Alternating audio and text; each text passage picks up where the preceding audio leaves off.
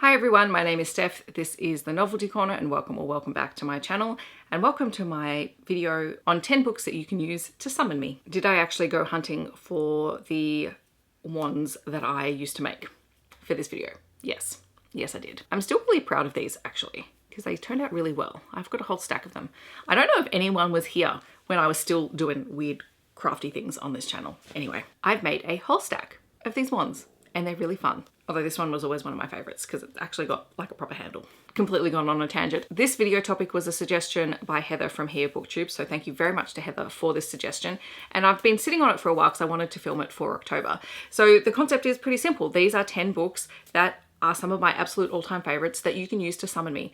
And you know, what a great topic for October. We're going to talk about these. There's no particular order in which these are favorites. They're just favorites in general that I really enjoy and that you can use to summon me. And very few of these will be surprising to people who've been around my channel for the last couple of years. For anyone who is new to this channel and you want to know a little bit about me and my reading taste, this is a really great place to start. Another video, which is a much longer video, is my reading history video, which I'll leave linked on the screen, where I do talk about all of these books and sort of where they sit in my reading history. But for the most part, these are just books that I adore unconditionally. And if you talk about them, I will probably be one-clicking on videos or Instagram posts or anywhere where you're talking about them. The first one is a picture book, and I actually don't have it here because it's at work, but it is The Gargoyle by Zana Fraillon. This is actually a book that came out this year, and it is one of my all-time favorite picture books. It is definitely probably my favorite picture book that has come out this year so far.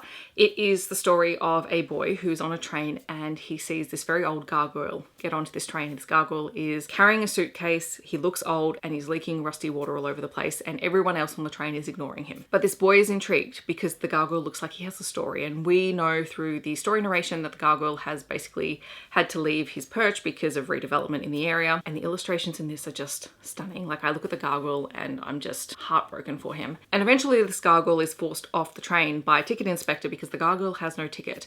And at this point I'm just like bawling my eyes out. But he leaves behind this suitcase, which the boy opens, and inside this suitcase is just a suitcase of memories. And it is gorgeous. The language in here is beautiful. The illustrations are stunning. The message behind it and the themes underneath this story are just incredible. If you talk about this book, I will be there with bells on, ready to talk about it with you because I love it that much. Okay, so for the rest of this video, I might sort of go in genre categories. So there is I suppose this is action adventure, action thriller, maybe, might be the category for this, and that is I Station by Matthew Reilly. Now this book is very, very old, probably hasn't dated very well, but is still an incredibly fast-paced, action-packed read. It was one of the first books that got me really hooked on reading when I was in year 9. I was always a big reader, but I had a couple of years where I stopped reading and then I found this and then I inhaled every Matthew Reilly book that I could get as fast as I could. So this is about a group of Marines that end up being sent to a remote ice station in Antarctica where there's been a distress call. And when they get there, they find that this ice station has been invaded by another country's military forces and that there's another one on the way. Everything goes to hell in a handbasket really quickly. Really, really quickly. But if you like action-packed movies, this is an action-packed movie in a book set in a very remote location. So there is that feeling of isolation. I really love the characters in here.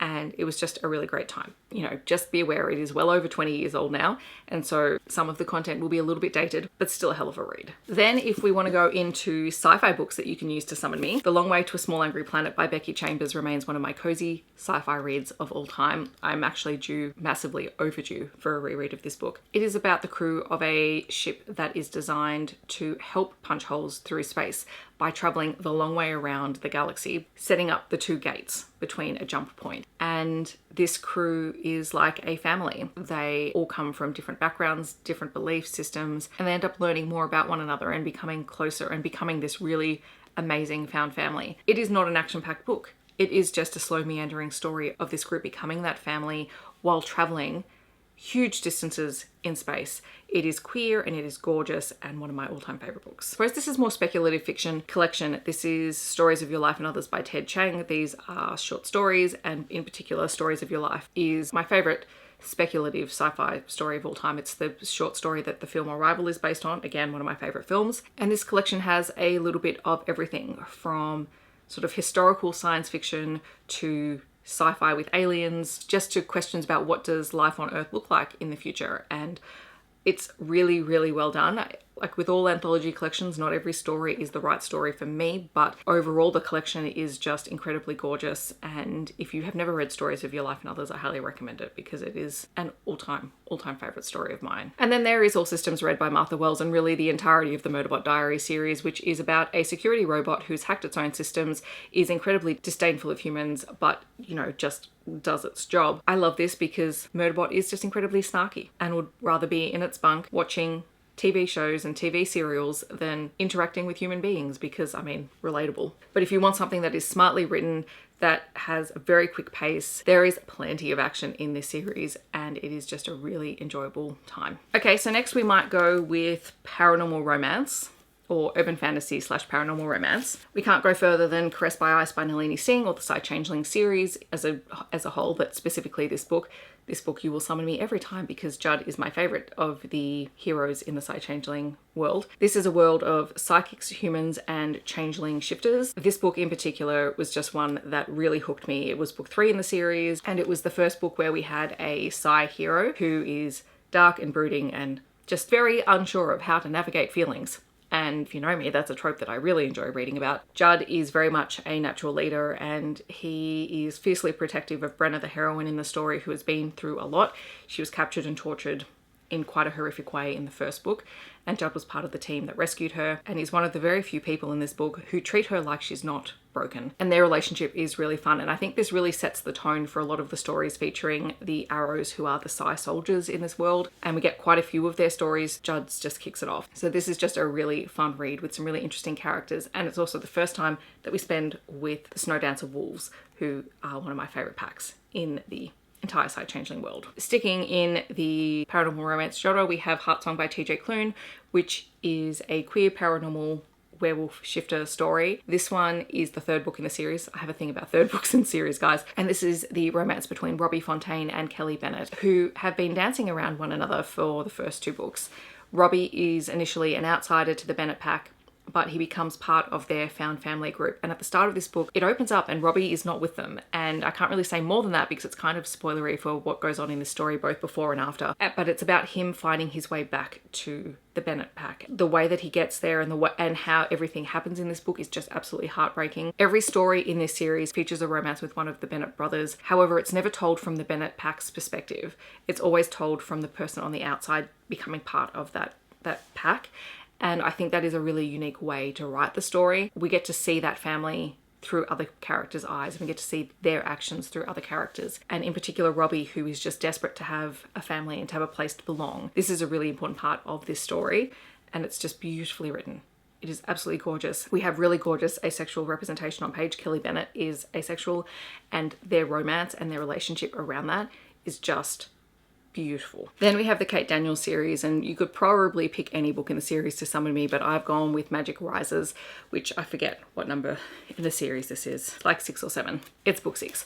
And in this one, Kate and Karen and the pack have to travel overseas in order to get an antidote for something that is happening to pack shifter children. I love this book so much. I mean, I love all of the books in the Kate Daniels series. There's always action, there's always adventure. The characters are just amazing. Even the villains are really intriguing characters that you want to read more about. But in this particular book, we're introduced to 2 of my all-time favorite side characters in the entire series, Christopher and Barabbas, and I love them with my whole heart, and their journey from here to the end of the series is just great. But that said, there is also a very heartbreaking character death in this book as well, which I was not anticipating the first time I read it, and I was just devastated when I read it. Because up until this point, we've not really lost any characters, which, you know, getting to book 6 in a series before doing that is an incredible feat. I love this book a whole lot. All right, and then we come to my contemporary romance books. In a Jam by Kate Canterbary is definitely a book you can summon me with because it is a fantastic Grumpy Sunshine contemporary romance. Like, it is the quintessential Grumpy Sunshine romance. It is just spectacular in the way that it's executed. Our heroine inherits a property from her step-grandmother upon her death. There is a stipulation that she gets to keep this property if she is married within a year. And when she returns back to this small town where she only spent a few years as a teenager, she encounters a friend that she'd made back then. And he is now a very, very successful farm owner. He has a thriving business, and the 2 of them enter into a marriage of convenience in order for her to get the property because he's going to, you know, use some of the land, and it's a joint business venture. He's the guardian of his 5-year-old niece, and together the 3 of them form this beautiful little family. And we quickly realize that no other hero is deeply in love with Shay, our heroine, and it is just gorgeous. And then this will surprise absolutely no one at all. It is the rest of the story by Bauer, which is potentially one of my favourite romances of all time. It is a queer romance, it is a hockey romance, and it is about Morgan, who is traded to the worst team in the NHL, and he discovers that there is a really toxic culture enforced by the current captain of the team, who is verbally and physically abusive to the other players. And Morgan refuses to stand for that, and very quickly is able to bring this to light and bring about some change to the team. And then he is given the title of captain, much to his chagrin, because he's like, why the hell are you giving this to me? I'm not captain material, contrary to everything that he has done. And he begins working with this team, and there is a rookie who has come into the team from playing college hockey called Shay. The last two of my books have love interests named Shay. Shay is an incredible player, and Morgan and Shay just fall head over heels for one another, but Morgan is reluctant to get into a relationship because he is concerned about the dynamics of the team until they really can't ignore the fact that they are just so in love with one another, and their relationship is just beautiful. Now, all of the stuff that happened at the beginning of the book with the toxic captain does come back at the end of the book with quite a confronting scene, including a vehicle accident that ends up with people being injured, and it also brings to light some of the physical abuse that was being imparted on some of the younger team members, which is really confronting. But this core group in the book are just such a tight-knit family that they just band together, and it is absolutely beautiful. Like, I reread this very recently and I was just sobbing again, and it's the fourth or fifth time that I've read the book. If you want to summon me, this is 100%, probably this is the first book that you really need to get to. I know I said there was no particular order, but this is probably the one that you really need to go to first. And I'll be there to talk about it because I absolutely love it. I think it's beautifully written. I think the characters are really well fleshed out. Yes, it is a hockey romance, and hockey is a huge part of this book. Like, it features in every element of this story, but it's about the found family, and it is about the characters, and it is just gorgeous. So those are 10 books that you can use to summon me should you so want me to be around. In the comments, I would love to know, what are some of the books that people could use to summon you? If you want to let me know that you're here but you don't want to leave a comment, feel free to leave a wand emoji in the comments. Otherwise, I hope that wherever you're on the world, you're staying safe and healthy, and I will see you in my next video. Thanks so much for watching. Bye everyone.